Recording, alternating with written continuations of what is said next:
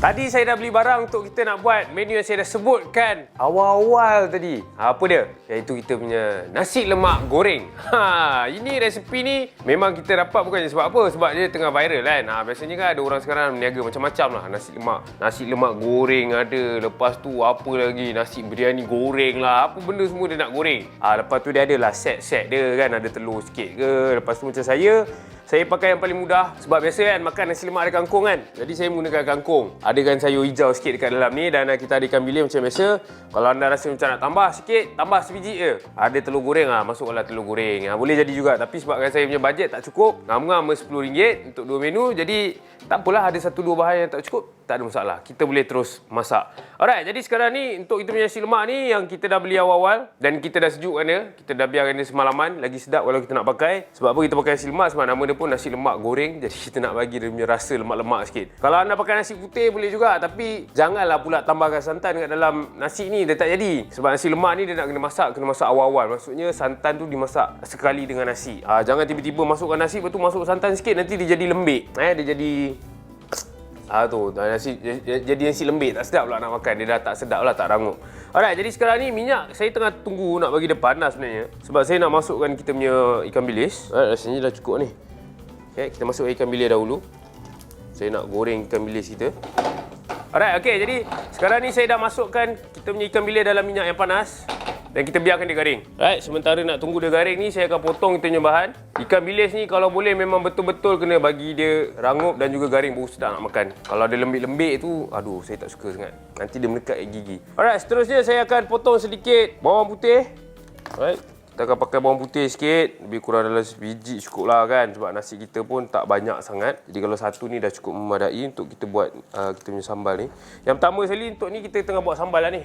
Saya akan buat sambal ikan bilis. Jadi cara dia ini antara yang paling asas lah. Kalau anda dekat rumah tu macam biasa. Kalau ada cili bo, cili kisar boleh pakai. Tapi kalau tak ada, macam saya je, pakai je lah cili hidup ni. Lepas tu kita potongkan dia. Potong kecil-kecil lah. Kalau boleh paling kecil yang anda boleh potong. Kalau tak ada boleh potong, boleh jugalah pakai batu lesung. Okey, bawang putih letak ke sebelah.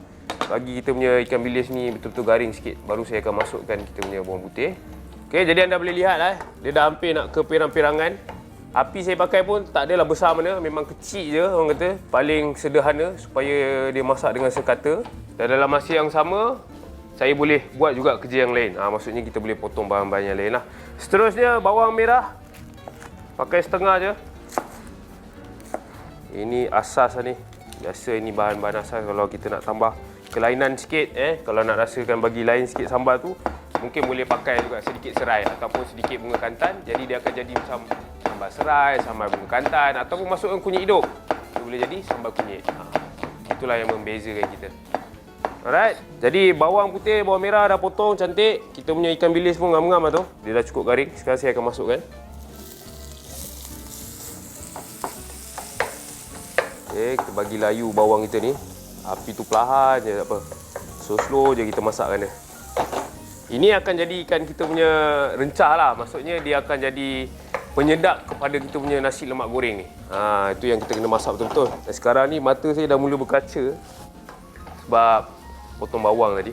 Sebab itulah saya lagi suka kalau kita pakai bawang Holland. Kalau bawang Holland, dia tak berair sangat mata saya ni. Tapi kalau guna bawang merah, dia punya jus tu, itu yang buatkan sebab sambil masak ni. Tiba-tiba sebab kan nak menangis saya. Bukan sebab dah tahu ke rasa dia sedap, bukan. Tapi sebabkan bawang. Alright, jadi seterusnya saya akan potong cili merah. Saya punya sambal ni lain macam sikit. Sebab saya suka buat sesuatu yang berbeza, lain daripada yang lain. Kalau nak kata ada blender, boleh pakai blender. Kita blendkan je kita punya cili merah ni. Kalau tak ada, kita potong je lah macam saya buat sekarang ni. Alright, sambil-sambil tu tengok sikit. Bawang ni pun dia dah cukup layu. Alright, dan anda boleh dengar kalau saya tekan ikan bilis ni, dia pecah-pecah. Tu wow, bunyi kerangupan tu. Alright. Jadi yang rangup tu maksudnya ikan bilis tu memang dah sedia. Jadi api perlahan je. Saya akan masukkan pula cili merah sikit. Saya potong 3 cili merah ni. Tapi bila perhatikan balik, sekejap lagi nak masuk cili padi. Jadi saya rasa saya akan gunakan 2 saja. Tapi tak ada masalah. Untuk cili merah kita yang kita dah potong ni, kita boleh simpan. Kita punya cili merah dah potong, masukkan. Tengok pun padu ni. Cili saja sebata kan, tapi tak pedas pun sebenarnya. Cili merah ni biasa je. Dan saya akan masukkan cili padi sikit. Cili padi ni kita potong dalam sebiji cukup lah kan, sebatang. sebatang cili padi, potong halus. Supaya dia ada enhance ataupun dia ada flavor yang betul-betul kick pedas dia. Alright, masukkan terus. Okay, sekarang ni kita bagi layu lah. Masak je sikit lagi kita punya sambal ni, kita punya cili. Biarkan dia betul-betul naik bau sikit bagi dia garing. Ini antara sambal orang panggil, kalau nama lain dia orang panggil macam sambal kering lah. Sambal kering, sebab tu kadang-kadang ada orang sambal bermacam-macam jenis sambal. Sambal tak semestinya warna merah. Ada sambal hitam. Nampak?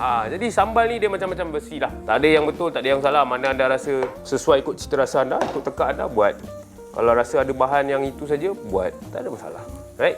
Kau sikit bagi kita punya cili yang baru masuk tadi layu.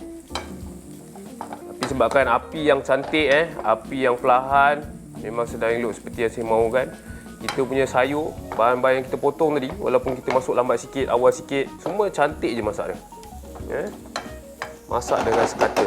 Okey, sekarang ni saya akan masukkan kita punya nasi lemak yang dah dibeli semalaman dan juga disimpan sejuk dalam peti sejuk supaya dia jadi sebutir-sebutir. Bila kita makan tu, dekat dalam mulut tu kita rasa sedap lah nasi tu kan. Sebab kalau nasi goreng ni, kalau anda pergilah buat dekat mana, makan kat mana, 5 star hotel, harga nasi RM30, RM40 sama je. Dia akan sejukkan juga nasi tu. Tak adanya daripada keluar periuk terus goreng-goreng panas-panas macam tu, tak ada. Mesti takkan jadi, mesti jadi lembik. Jadi kalau anda nak tahu lepas ni dah, kalau nak makan kat luar tu jangan order nasi goreng. Orderlah menu lain sikit. Alright, jadi sekarang kita masukkan nasi lemak kita. Bila dah masuk nasi lemak ni, perlahankan sikit. Alright, dan saya akan masukkan juga kita punya kangkung. Kangkung ni betul layu lah. Sekarang cuaca betul panas. Belum sempat sampai ke dapur lagi, dia dah layu lah. Tapi tak apa, bukannya tak boleh makan, boleh makan. Cuma nampak je kurang menarik. Okay, masukkan terus. Alright. Secubit garam untuk bagi rasa, dan sekarang kita gaulkan. Alright, tekan sikit. Okay, tekan sikit kita punya nasi yang ketul-ketul ni. Bila dia sejuk, senang lah kita nak pecah-pecahkan nasi yang berketul-ketul ni kan. Alright. Inilah dia, nasi lemak goreng dapur bujang. Begitu senang Nasi goreng ni memang biasa sahur lah. Kalau saya, nasi goreng sahur. Itu paling mudah. Saya akan siapkan dalam periuk saya. Maksudnya sebelum saya nak tidur tu, saya dah tumis. Saya dah tumis bawang putih, apa saya nak letak ayam ke apa. Dia dah tumis, saya tutup api. Saya tutup dengan apa, dia punya penutup periuk tu. Lepas tu kita tidur. Tidur. 4:30 saya alarm bangun. Tinggal masuk nasi, on balik. Gol-gol. Terus makan. Nampak? Organize. Alright. Tahu sikit. Bagi dia sekata lah, sebabkan kita buat kita punya nasi lemak goreng ni, besi dapur bujang ni, inilah hasil dia. Mungkin kalau ada orang dia suka merah lagi, dia pakai cili bor, boleh juga jadi merah.